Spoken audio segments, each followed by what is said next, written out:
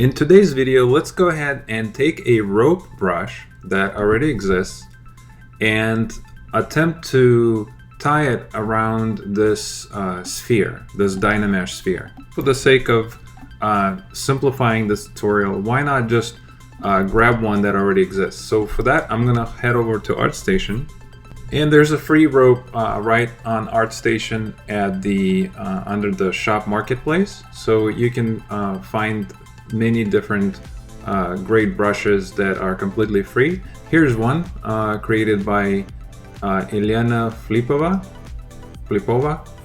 and I will include the link to this brush as well, so you can just download it and kind of follow along, right? So go ahead and download your brush. Once you download the brush, simply go to your brushes and go to load brush. Then just navigate to your brush, and once you select it, you will see that it appears in your brush window here, right?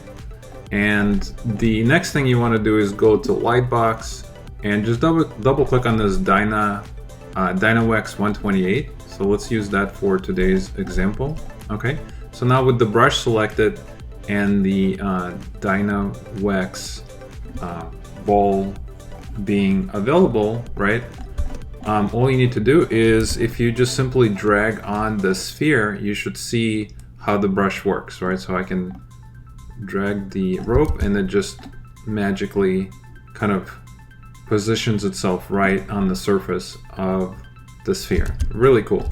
All right, so let's go ahead and tie it around this ball. How do we do that? So I'm gonna pay attention to the fact that this is the front of my sphere, and I'm just simply going to go all the way around. So I'm going to start here and go all the way around. So once you drag a little bit, you can then kind of find, if you move your brush close, you can see the red line appears, and this is going to allow you to continue to draw your line all the way around. So I'm just going to do this, and I don't have the symmetry on for the reason that maybe it would be cool if it was a little wavy and a little dynamic looking, so it's a little more kind of unpredictable, right? I kind of like that.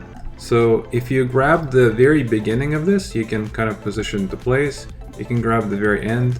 You can also go to your stroke under curve, and you can change some of these settings, right? You can lock the end, you can lock the start. So for example, if I lock the start, then this is the start. So now if I attempt to move this, you can see that the start is not moving. There's a few different things we can do. We can change the resolution, for example, of our curve. We can change the fall off, and there's a bunch of different settings that you can play with.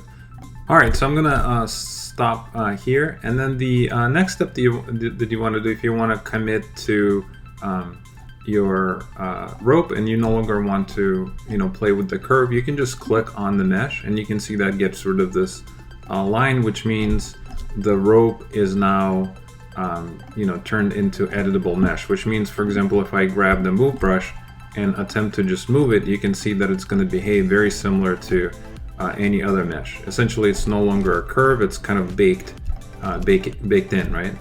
Another thing we can do is we can always go to split and split, for example, on masked, and you can see this is going to be now on two different layers, which is great because now we can control this a little better.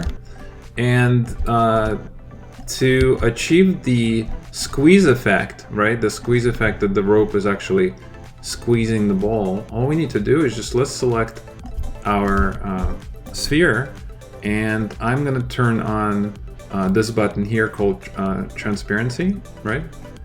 And now what I can do is, if I make my brush about the size of this rope and hold down the control key, I can go around, mine's a little large, I can go around the entire thing and just mask the portions of the sphere that are underneath the rope. So I'm just going to quickly go all the way around, something like that.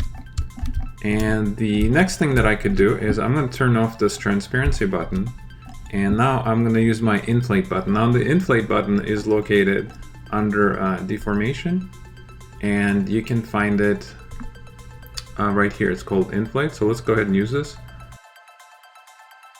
To make this maybe a little nicer, what we could do is hold on the control key and just simply click on the sphere a couple times, and that's going to blend in the mask a little bit better so it's not so sharp. And now let's go back to our inflate brush and just attempt to inflate just a little bit. I think that's pretty cool. I can hold on control and drag to get rid of the mask. And then I can go to my polish button or polish slider in that deformation as well. It's right on the very top. And we can just simply drag it a couple times to polish or smooth the part of the sphere that's a little bit too sharp, right? Another thing, of course, you could do is grab your standard brush, make the brush kind of large, and holding down the shift key, you can just go around and smooth it even more. You can kind of manually do that as well, in addition to using polish, right? So I'm gonna go do that, go all the way around. All right, really cool. So now we have this piece of rope that's sort of tied around the sphere. So I'm going to select my rope, and I'm just going to simply create a kind of a rope tangled of what I think, you know, a tangled rope might look like. So maybe let's do something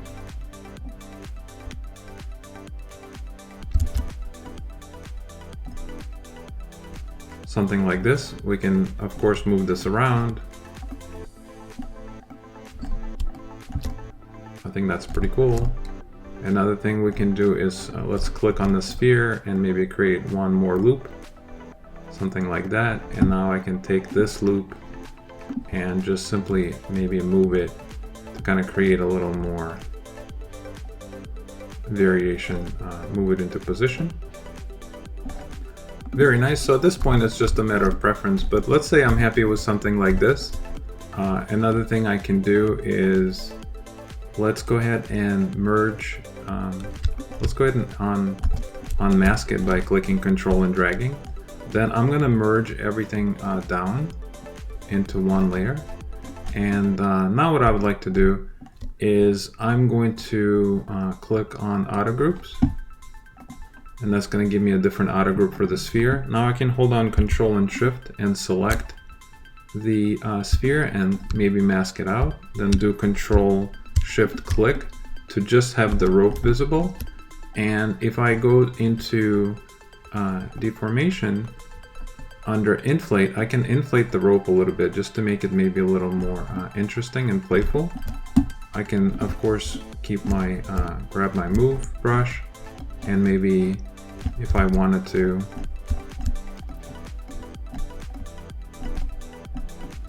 change the position and the shape of the rope as I please. So something like that. And that is pretty much it.